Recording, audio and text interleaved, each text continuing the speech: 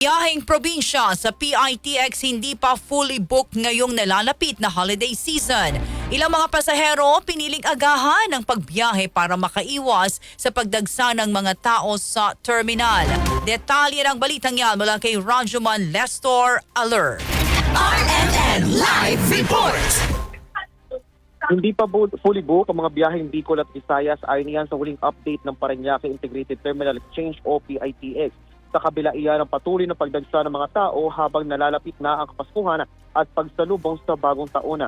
Marami pang available ng mga bus sa mga oras nito kung saan nagdadagdag pa ang bawat bus company ng 2 hanggang 3 unit kada araw.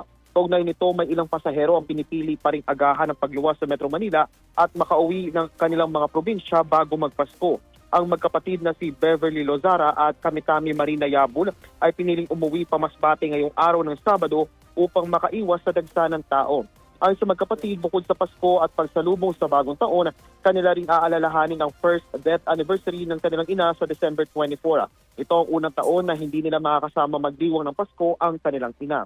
Si Aling Marina naman galing pang Japan at umuwi ng Pilipinas kasama ang pamangkin nito para makasama ang mga kapatid at sabay-sabay na alalahanin ang kanilang yumaong ina.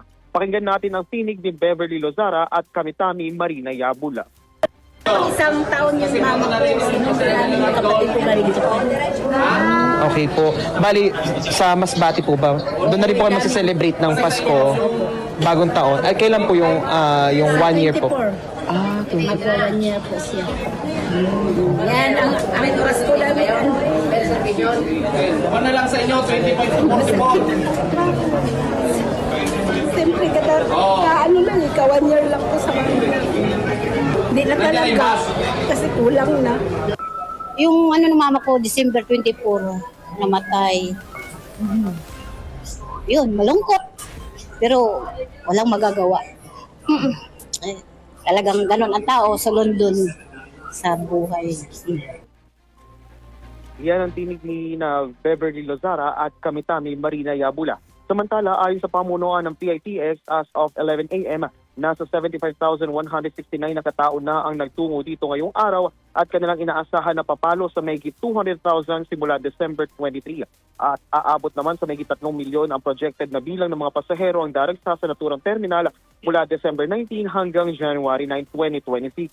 Dahil dito, mahigpit ang pinapatupad na seguridad ng mga otoridad sa PITX kung saan may mga nakatalagang pulis at K9 unit sa mga terminal entrances para matiyak ang kaligtasan at maging komportable ang pagbiyahe ng mga pasahero ngayong holiday season.